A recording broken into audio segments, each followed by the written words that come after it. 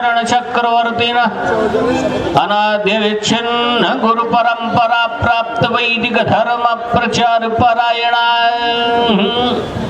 नित्य निगमाय घमसार हृदया सर्वतंत्र सुतंत्रा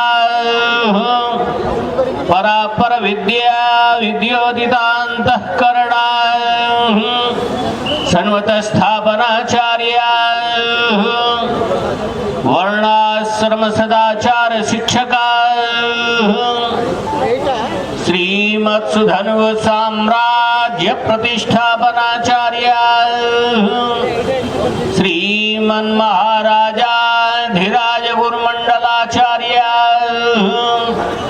शाश्वत सार्वभौम विश्वजनीन सनातन धर्म संरक्षणबद्ध परिकरा समस्त संप्रदाय समन्वय साधन दत्त चित्ता विविध विरुदा विराजमान मानोन्नता महोदधितीरवासिनः श्रीमज्जगन्नाथ विमलाम्बोपासका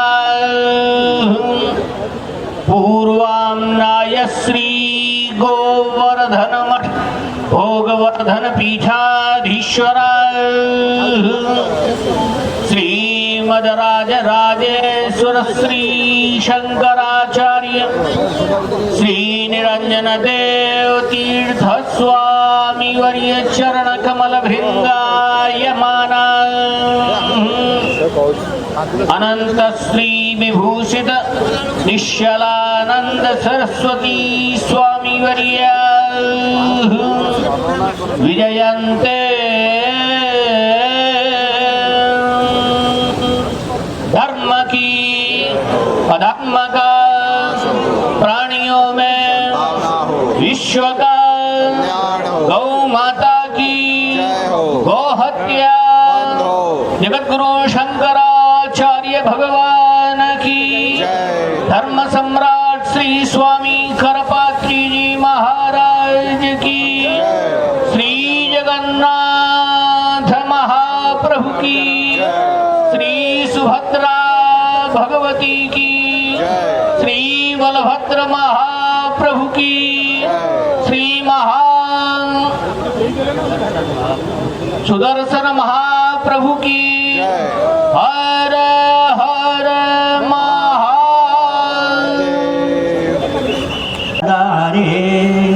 नारायण अखिल गुरु भगवन् नमस्ते शिवाय नमः शिवलिंगाय नमः तन्मे मनः शिव संकल्पमस्तु सर्वे भवन्तु सुखिनः श्री राम जय जय राम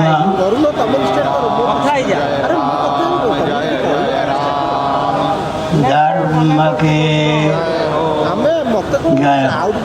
अधर्म का नाश प्राणियों में विश्व का गौ माता की गौ हत्या भारत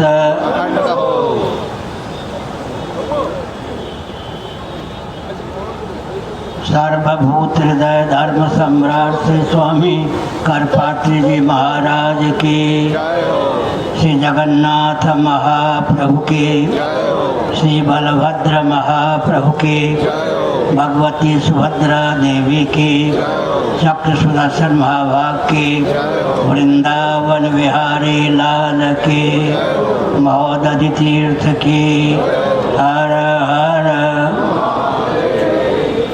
गोविंद जय जय गोपाल जय जय गोविंद जय जय गोपाल जय जय राधा रमण हरि गोविंद जय जय राधा रमण हरि गोविंद जय जय श्री कृष्ण गोविंद हरे मुरारे श्री कृष्ण गोविंद हरे मुरारे हे नाथ नारायण वासुदेव हे नाथ नारायण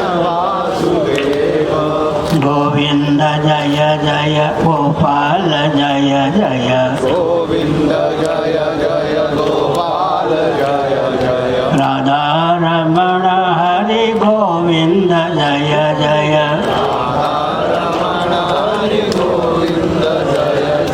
हम हिंदू राष्ट्र बनाएंगे,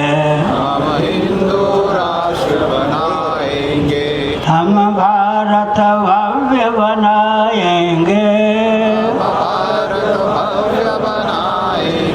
हिंदू सर से मान सर तक भारत वृहद बनाएंगे, हिंदू सर से मान सर तक भारत बृहद बना। कन्याकुमारी से लेकर मानसरोवर पर्यंत हिंदू सर से मान सर तक, हिंदू सर से मान सर तक भारत वृहद बनाएंगे, भारत बृहद बनाएंगे। स्वस्तिक चिन्हित सूर्य अंकित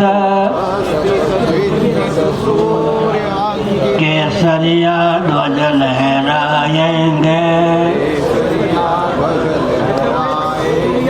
हम हिंदू राष्ट्र बनाएंगे,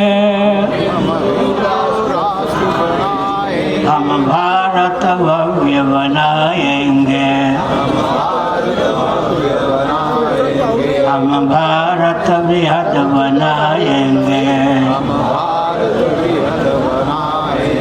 वंदे मातरम, वंदे मातरम, वंदे मातरम। मान्य श्री गजपति महोदय,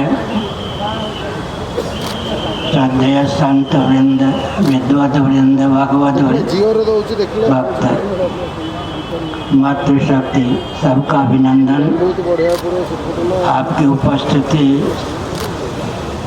आपके अपनत्व सराहनीय। सज्जनों, यह भारत विश्व का हृदय है। साक्षात जगदीश्वर यहाँ श्री रामकृष्ण आदि रूपों में अवतीर्ण होते हैं। साक्षात जगदीश्वरी यहाँ सीता, राधा, रुक्मिणी आदि रूपों में अवतीर्ण होती हैं। कारक कोटि के मनीषी यहाँ जन्म लेते हैं। भारत को कोई दिशाहीन करने का प्रयास भी करे तो भारत दिशाहीन नहीं हो सकता है, क्योंकि समय समय पर भगवान की प्रेरणा से सिद्ध संत कारक कोटि के मनीषी यहाँ अवतार लेते हैं। हम लोगों का दायित्व क्या है? हमारा दायित्व यह है कि हम अपने कर्तव्य का पालन करें, सबके हित में हमारे जीवन का उपयोग और विनियोग हो।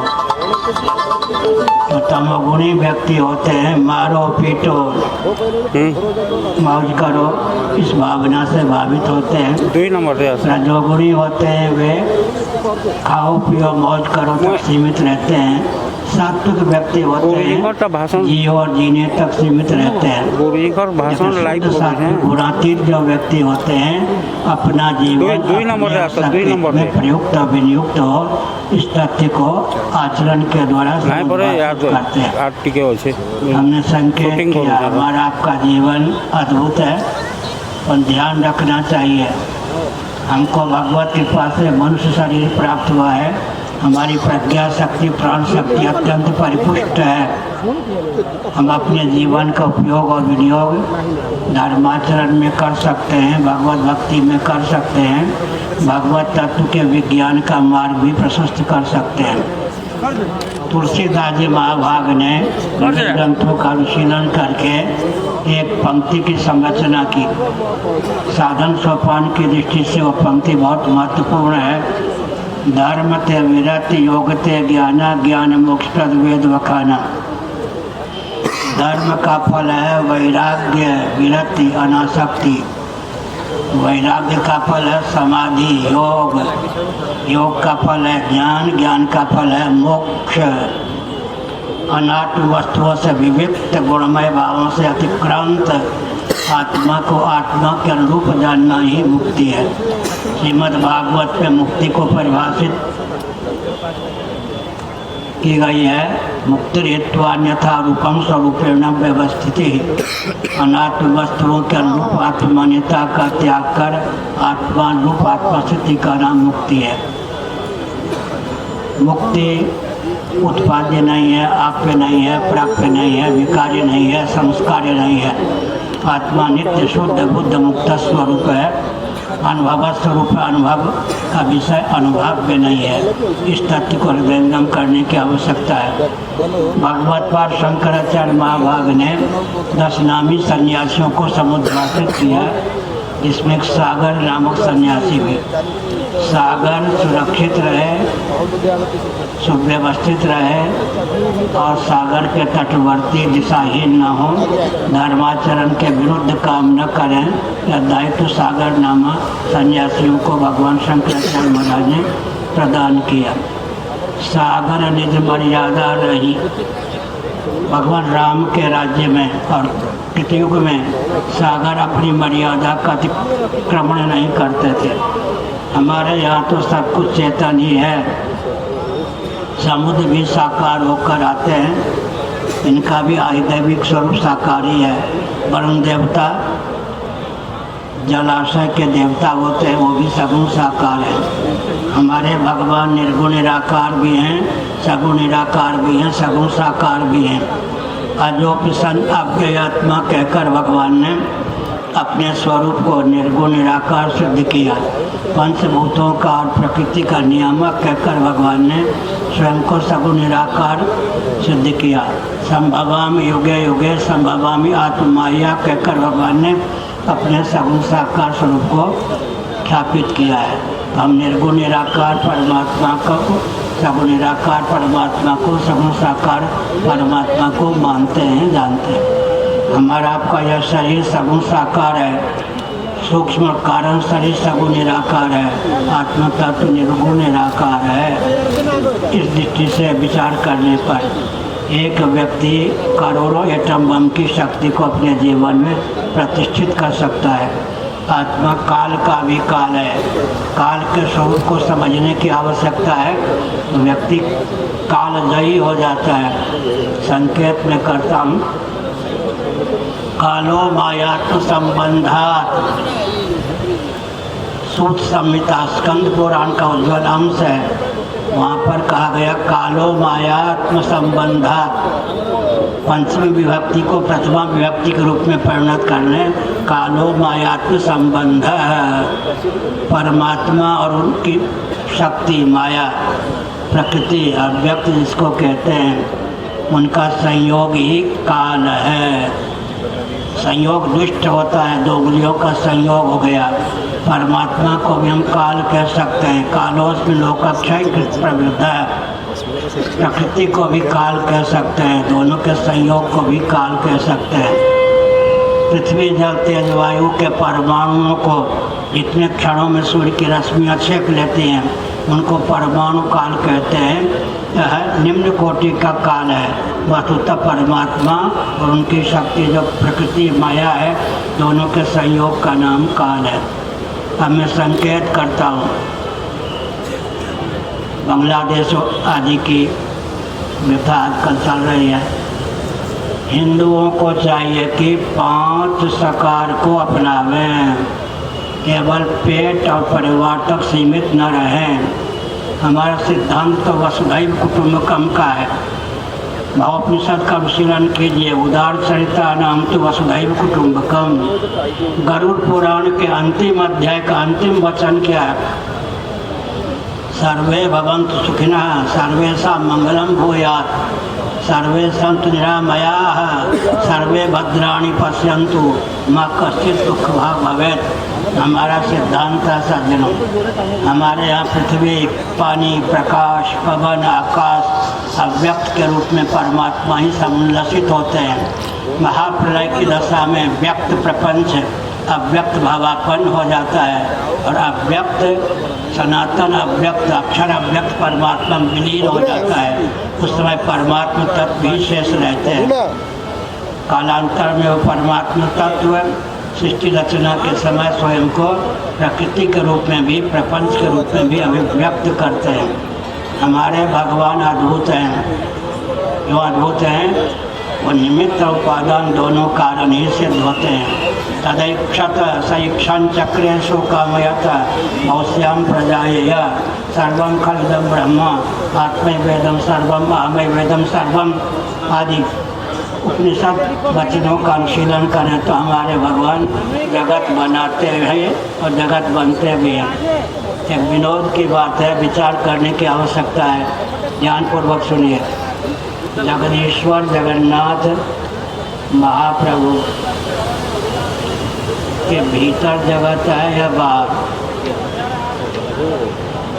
अगर बाहर है तो भगवान व्यापक सिद्ध नहीं होते, अंदर है तो भगवान पोला सिद्ध होते हैं। तो भगवान व्यापक भी हैं, पोला नहीं है, सदघन है, चिदघन है, आनंदघन है। एकांत पर बैठकर ध्यान करें। जगदीश्वर ही जगत भावापन्न है। जगत न तो भगवान के बाहर सिद्ध होता है न भगवान के अंदर। भगवत तत्व ही जगदीश्वर ही जगन्नाथ महाप्रभु ही जगत के रूप में समुल्लसित हैं। इस प्रकार का ज्ञान हो जाने पर व्यक्ति निर्भीक हो जाता है। एक विचित्र बात है, भगवान शंकराचार्य महाभाग ने उपनिषदों के माध्यम से इस तथ्य को समुद्भाषित किया कि अनात्म वस्तुओं को हम वैराग्य का विषय कह सकते हैं, परमात्मा को वैराग्य का विषय नहीं कह सकते। वृंदावन में एक परमहंस आश्रम है, वहाँ एक सिद्ध कोटि के महापुरुष आए। एक सेठ जी उनको प्रणाम करने गए। लोगों ने कहा महाराज ये बहुत बड़े सेठ हैं, धनी हैं, आपको प्रणाम करते हैं। महापुरुष ने कहा सुनो सेठ जी, मुझे क्यों प्रणाम करते हो, मैं तुम्हें हाथ जोड़ता हूँ। सेठ जी ने कहा महाराज उल्टी गंगा क्यों बहा रहे हैं? महापुरुष ने विनोद की भाषा में कहा छोटी वस्तु का त्याग करने वाला त्यागी होता है, बड़ी वस्तु का त्याग करने वाला महात्यागी होता है। हमने जगत का त्याग किया है, तुमने जगन्नाथ का त्याग कर दिया है, इसलिए तुम महात्यागी हो। उसकी आंखें खुल गई तो हमने संकेत किया जीवन में त्याग का बल हो, वेग हो। हम सगुण साकार भी अपने को माने, निर्गुण निराकार भी और सगुण निराकार भी, तीनों रूपों में अपने स्वरूप को समझें। आत्मा की ब्रह्म रूपता, ब्रह्म की आत्मरूपता, आत्मा स्वरूप ब्रह्म में, ब्रह्म स्वरूप आत्मा में प्रकृति से प्रपंच की अध्यस्तता का संचालन निश्चय हो। चार सकार को फोटो फोटो दया कर हाथ जोड़ी देवे ना राखी खेला।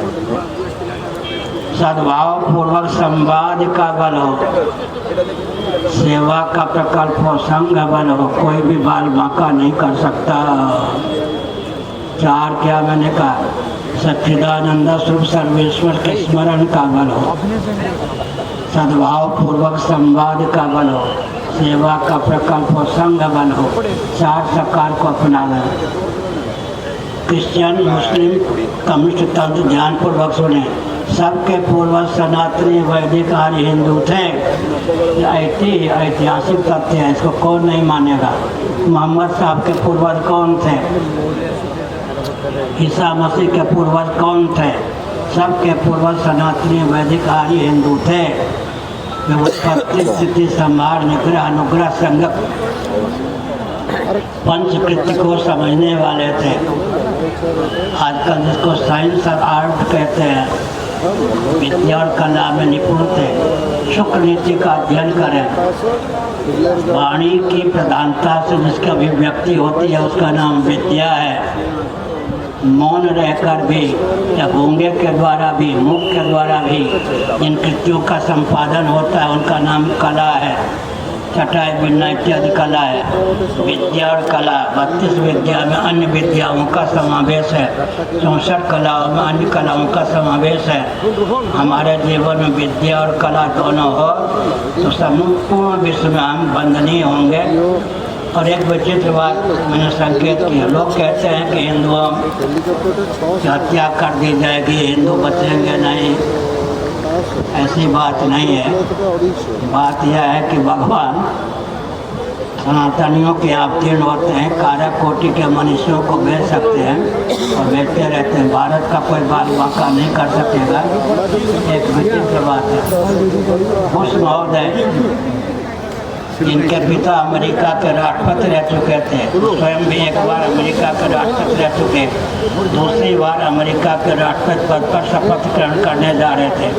अंग्रेजी में उन्होंने कुछ वाक्यों को कहा, हिंदी में अर्थ होता है बुश महोदय के शब्दों में, मैं क्रिश्चियन हूँ, बाइबल में मेरी आस्था तो है, परंतु बाइबल में जो सृष्टि संबंधी जानकारी है आधुनिक विज्ञान और वैज्ञानिकों ने उस पर पानी फेर दिया है, इतने अंशों में बाइबल को नहीं मानता। हो गया।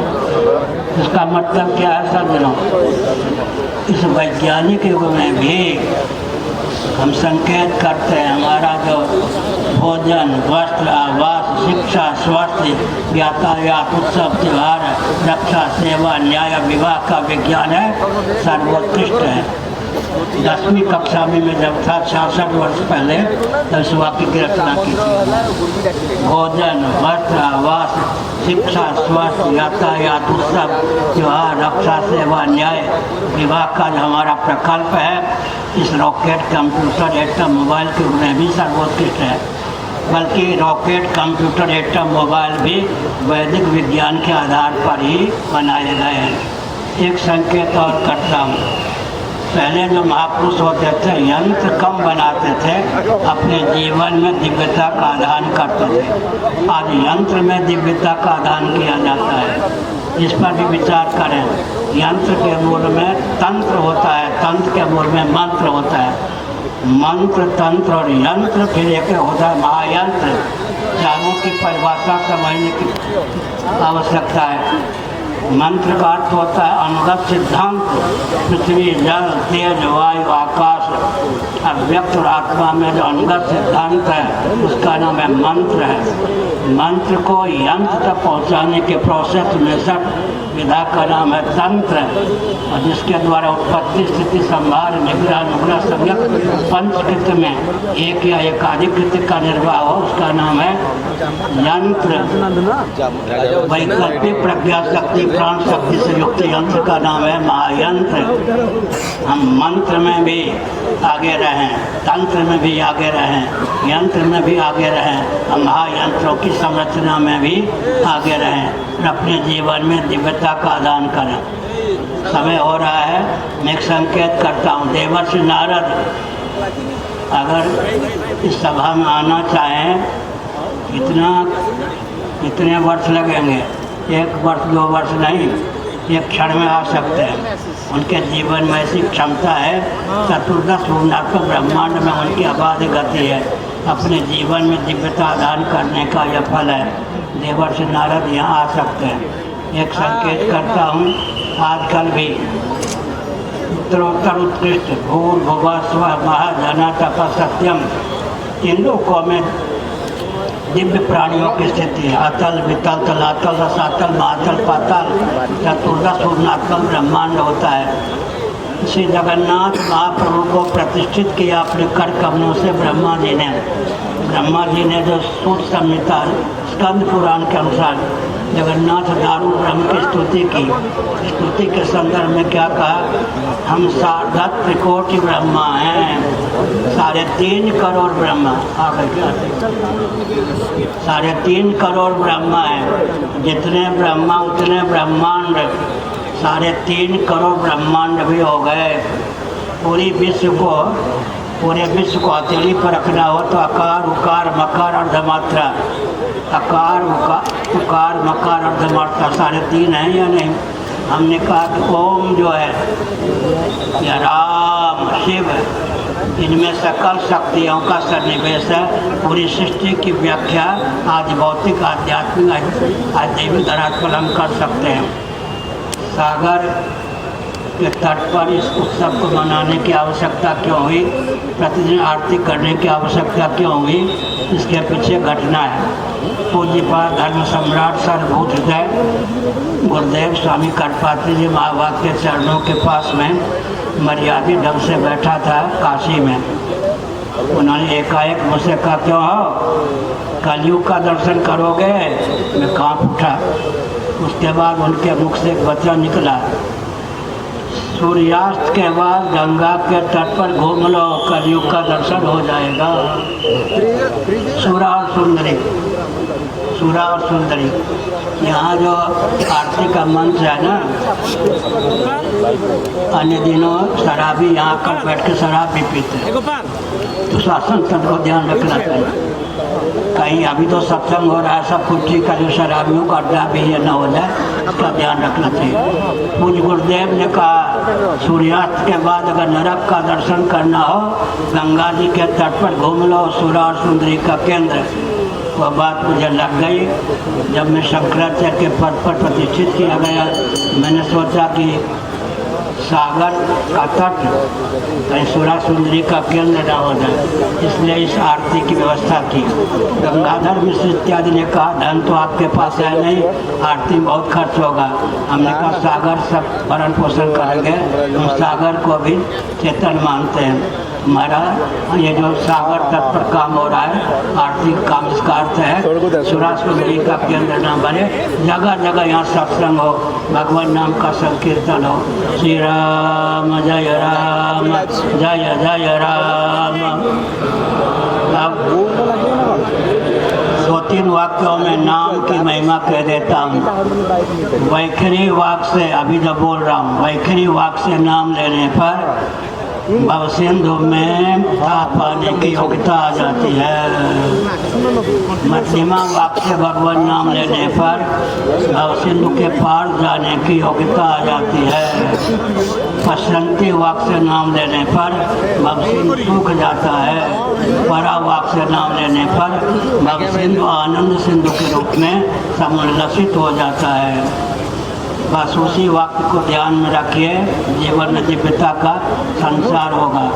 जगत जगदीश्वर के, जगन्नाथ महाप्रभु के न अंदर है न बाहर है। अगर बाहर है ऐसा मानेंगे तो जगन्नाथ जी व्यापक सिद्ध नहीं होंगे, अंदर मानेंगे तो पोला सिद्ध होंगे। इसलिए जगदीश्वर जगन्नाथ ही जगत के रूप में समुल्लसित हैं। हर हर महादेव।